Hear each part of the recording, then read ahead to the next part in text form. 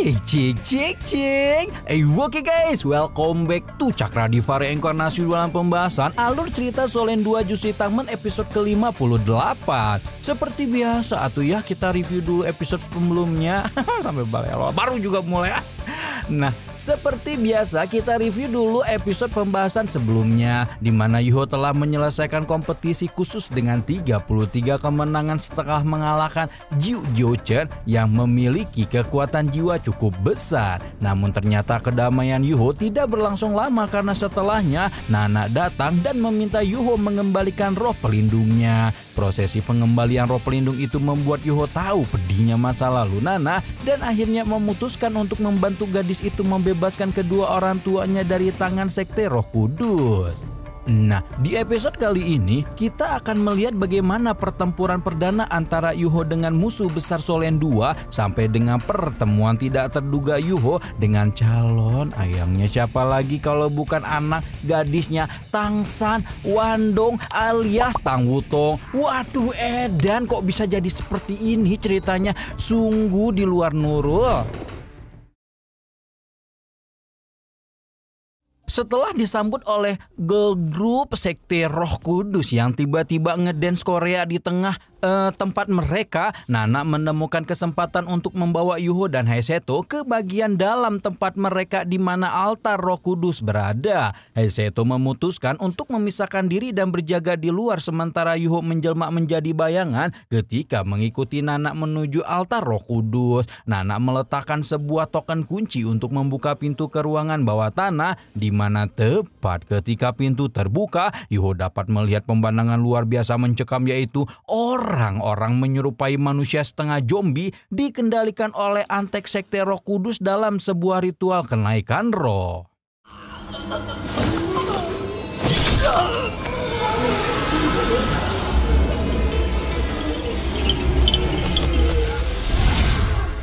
Nana menjelaskan bahwa dengan ritual kenaikan roh tersebut, sekte Roh Kudus dapat mengendalikan para anggota sekte yang disebut sebagai hamba suci lebih mendalam, sehingga membuat para hamba suci ini tidak dapat melepaskan diri dari sekte seumur hidupnya. Secara garis besar, upacara kenaikan roh dilaksanakan dengan menyiksa para hamba suci sampai ke tahap yang tidak dapat dibayangkan sebelum kemudian menghabisi mereka dengan begitu kejam dan membuat jiwanya berubah menjadi jahat. Abah Yi juga menjelaskan singkat apa yang dia tahu tentang upacara ritual hidup dan berkata akan mengajari Yuho keterampilan perdukunan ini lebih dalam.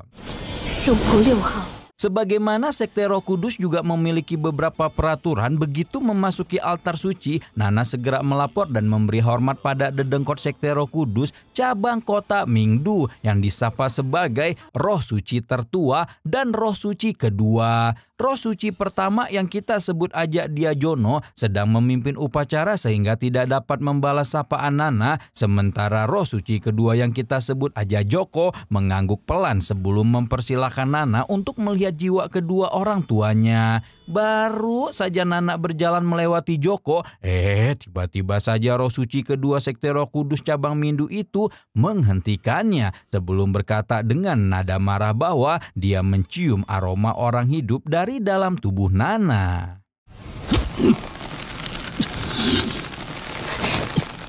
Joko tanpa ragu sama sekali berniat untuk menghabisi Nana, membuat Yuho segera keluar hingga membuat Joko menyegel altar suci untuk memberi semut kecil ini pelajaran karena telah menyusup ke dalam tempat Roh Kudus mereka. Yuho sempat melepaskan kejotan spiritualnya, namun ternyata salah satu teknik andalan Yuho itu tidak berfungsi sama sekali. Joko tidak memberi kesempatan bagi dua anak remaja di depannya untuk menarik napas sejenak ketika mengaktifkan pesta 10.000 jiwa dan mengumpulkan jiwa untuk memanggil puluhan mayat hidup dan menggunakannya sebagai geng tawuran panggilan. Mayat hidup menyerbu ke arah Yuho dengan begitu kejam dan hal ini dimanfaatkan Joko untuk meloloskan serangan. Tapi ternyata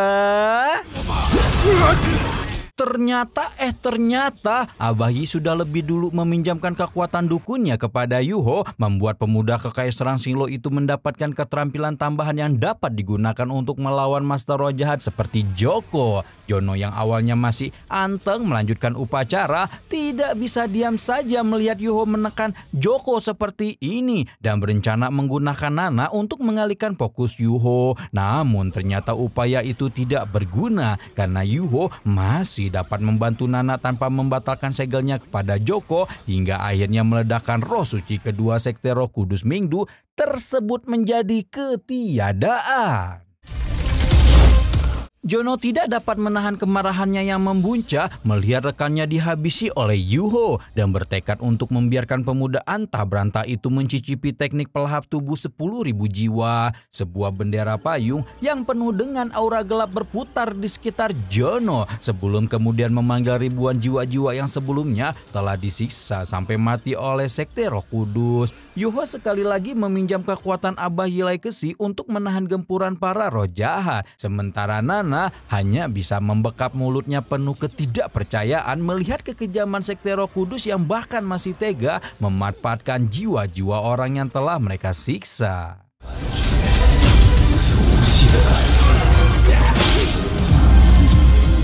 Ketika itulah Yuho menenangkan Nana dan berkata dia pasti akan menyelamatkan semua jiwa yang ditangkap oleh sekte Roh Kudus sebelum membentuk semacam gerhana matahari di balik punggungnya yang menjadi pintu keluar sang peramal bencana. Siapa lagi kalau bukan Legacy. Jono tidak mau merasakan aura menekan yang terasa akrab dan asing di saat yang bersamaan. Namun tidak ada hal yang dia lihat kecuali dua senjata dengan aura luar biasa yang tiba-tiba tergenggam di kedua tangan Yuho. Setelah Abahi merasukin Yuho dan memanggil dua senjata ilahinya, seluruh altar suci terbakar oleh api bencana di mana meskipun memiliki background sebagai dukun, kekuatan Legacy tidak salah lagi dapat mensucikan kekuatan Master Roh jahat layaknya Jono.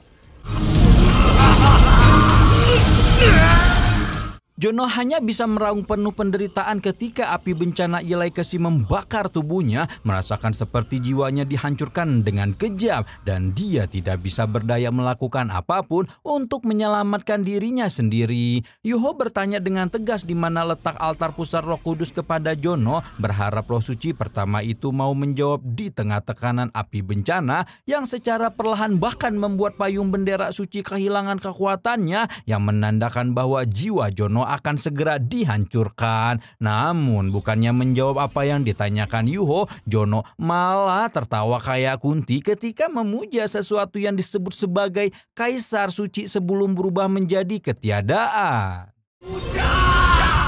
Segera setelah Jono dan Joko dipindahkan ke alam lain sama Yuho, altar suci itu langsung dipenuhi dengan cahaya-cahaya emas yang tidak lain berasal dari para jiwa yang dibebaskan. Jiwa-jiwa itu berterima kasih kepada Yuho yang telah membuat mereka lepas dari penderitaan, membuat Yuho buru-buru meminta Nana mencari kedua orang tuanya. Nana mengangguk dan mulai mensyukuri altar suci ketika begitu melihat banyak jiwa yang penuh kebahagiaan ketika merayakan kebebasan mereka. Namun setelah mengedarkan pandangan ke seluruh penjuru, Nana masih tidak menemukan kedua orang tuanya, merasa mulai putus asa berpikir jika mungkin jiwa keduanya telah musnah hingga tiba-tiba saja suara yang begitu akrab terdengar dari balik punggungnya membuat Nana buru-buru menoleh untuk mendapati jiwa kedua orang tuanya yang begitu dia rindukan. Nana tidak memikirkan apapun lagi ketika menghambur ke pelukan kedua orang tuanya, membuat ayah dan ibunya menunjukkan penyesalan luar biasa karena tidak mampu melindungi putri semata wayang mereka. Sayangnya pertemuan itu tidak bertahan lama karena jiwa ayah dan ibunya yang telah terbebas segera menghilang dan mereka pun tidak bisa berlama-lama di dalam tempat itu karena Yuho dan Heiseto sudah menyusun rencana untuk meledakkan markas aliran sesat tersebut. Baru setelah meledakkan puluhan bom yang telah dipasang di seluruh penjuru tempat itu, Yuho dan Heiseto keluar untuk menyaksikan kehancuran markas sekte Roh Kudus, sementara Nana masih tidak dapat menahan kepedihan karena sadar bahwa dia telah kehilangan kedua orang tuanya untuk selama-lamanya. Meskipun pedih, tidak dapat dipungkiri Yuho telah memberikan harapan hidup baru kepadanya, dan oleh karena itulah Nana berharap dia bisa mengikuti Yuho seumur hidupnya. Yuho tidak bisa menerima permintaan itu karena saat ini Nana adalah jiwa yang bebas. Dibanding mengikutinya, Yuho menawarkan Nana untuk bergabung dengan sekte Tang dan membantu Bebe untuk membangun kembali sekte legendaris tersebut. Tanpa pikir panjang, Nana langsung mengangguk menerima tawaran Yuho dan bergegas ke kota Shrek untuk menuju markas besar sekte Tang, sekaligus membawakan titipan Yuho untuk Xuanzi, yaitu kepala kucing sapir. Singkat cerita, Nana telah pergi dari Kekaisaran Ryu untuk bergabung dengan sekte Tang, dan setelah melewati perjalanan yang cukup panjang, akhirnya mantan murid Akademi Kekaisaran Ryu sekaligus mantan anggota sekte Roh Kudus itu pun sampai di Akademi Shrek ketika tanpa sengaja berpapasan dengan Wandong yang entah sedang menuju kemana dengan ekspresi gembira. Nana menuliskan surat untuk Yuho setelah tiba di Akademi Shrek dan menyerahkan benda titipan pemuda itu kepada Xuan Lao, membuat Yuho tersenyum puas berharap bahwa Nana benar-benar akan memulai hidup baru di Akademi Shrek, sekaligus juga membuat kerinduan pada teman-temannya kembali mencuat, terutama soulmate konco kentelnya Wandong. Karena Yuho ingin segera bertemu dengan teman-temannya, pemilik 3 roh pelindung itu pun memacu diri untuk menyelesaikan pertukaran lebih cepat, namun Heiseto tiba-tiba saja mengganggunya dan meminta Yuho menebak kabar baik apa yang dia bawa saat ini. Yuho awalnya tidak tertarik dan melontarkan beberapa tebakan acak sebelum meminta Heiseto berhenti mengganggunya, tapi ternyata kabar baik yang Heiseto bawa justru membuat hati Yuho tergoncang dengan kebahagiaan setelah melihat calon gebetan. Maksudnya sahabat terbaiknya Wandong tiba-tiba muncul di balik pintu kamar asrama. Yuho tidak bisa menahan diri untuk memeluk Wandong dan memutar-mutar tubuh ramping itu seperti film India sebelum digetok oleh si empunya tubuh yang makin lama makin mumet. Wandong menjelaskan bahwa dia meminta izin menemui Yuho di liburan sekolah kali ini karena ingin meminta pemuda itu menemaninya mencari cincin roh baru. Bagongnya, cincin roh yang dimaksud Wandong ada di kampung halamannya, dan dengan demikian petualangan Yuho menuju kampung halaman Wandong pun secara mengejutkan dimulai. Astagfirullah, kampang lagi. Tidak menunggu lama, Yuho dan Wandong segera memulai perjalanan, dan sepanjang perjalanan untuk mengarungi langit yang luas, dua sejoli itu menghabiskan waktu untuk mengobrolkan banyak hal, termasuk hal-hal pribadi tentang Wandong yang selama ini pemudi kepemuda-pemudaan itu sembunyikan. Wandong ragu-ragu memberitahukan Yuho bahwa dia memiliki seorang tete, dan informasi itu auto membuat Yuho bersemangat sambil membayangkan sosok Dewi yang muncul dari penyatuan roh pelindung keempatnya dengan Wandong. Wandong sendiri hanya memalingkan wajah ketika berbicara dalam hati bahwa suatu saat Yuho pasti akan bertemu dengan tetehnya, di mana teteh yang dia maksud kemungkinan besar adalah versi perempuan dari dirinya sendiri alias Tang Wutong. Tapi masih ngobrol tentang tetehnya Wandong, dua sejoli itu dikejutkan dengan ledakan yang muncul tidak jauh dari tempat mereka berada, di mana dari deteksi spiritual Yuho, pemuda itu mampu melihat bahwa ada perang yang sedang pecah di depan sana. Nah, yang membuat Yuho terkejut adalah begitu menelusuri medan perang lebih lanjut, dia menemukan dua sosok yang begitu akrab, di mana dua sosok itu tidak lain adalah Juzi dan Keke. Juzi dan Keke sudah hampir hilang harapan hidup melihat situasi perang yang begitu tidak menguntungkan mereka sebelum dikejutkan ketika melihat sosok Yuho tiba-tiba muncul entah dari mana.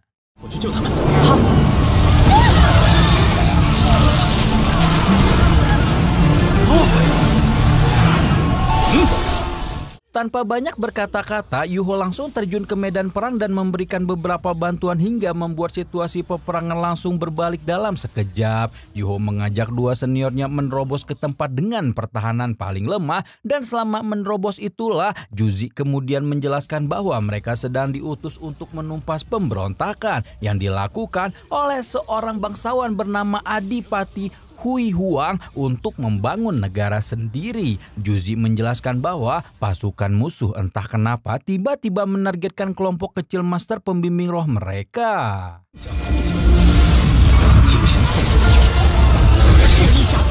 Masih terus melakoni baku hantam yang cukup intens, Juji berusaha memberikan informasi sebaik mungkin terutama tentang peta kekuatan musuh yang memiliki lebih dari 80 master pembimbing roh level 4. Mendengar ini Yuho malah semakin semangat karena berpikir peperangan semacam ini dapat menguji kekuatannya sendiri. Wandong sebagai gebetan, maksudnya teman sejati Yuho juga dengan senang hati menemani. Situasi perang sekali lagi menjadi agak berbahaya setelah bala bantuan Adipati Hui Huang datang, dan yang lebih menakutkan bala bantuan itu dipimpin secara pribadi oleh putra Adipati yang bernama Zhao Yang. Zhao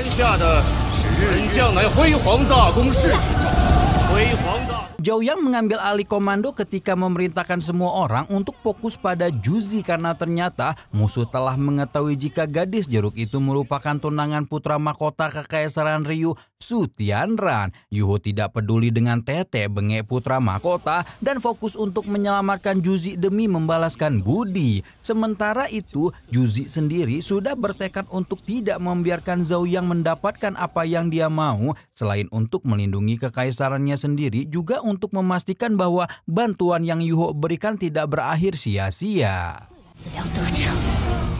Wandong, aduh Tang Wutong kapan sih muncul wujud aslinya gitu biar ada gelis gitu ya. Karakter Wandong teh kurang suka, sebenarnya lebih suka ke Tang Wutong gitu biar ada barbar gitu ya, biar edan pokoknya. Tapi kenapa keluarnya Wandongnya lama banget? Untung aja tuh Juzi nggak lanjut ngebet kelepek-kelepek sama Yo. Kalau ketahuan Akang ngebet cewek lain mah aduh, aku tuh ngamuk si Eneng Wutong atau ya. Ngomong-ngomong, kalian penasaran gak sih kampung halaman yang Wandong maksud ini apa ya? Apakah gunung tempat Daming dan Erming berada, ataukah Wandong bakal ngebawa Yuho ketemu sama bapaknya Tangsan? Waduh edan kalau sempat ketemu bapak. Edan lah pokoknya mah. Pokoknya tungguin kelanjutannya hanya di Cakradiva Reinkarnasi. Ya Rama di sini pamit, bye-bye.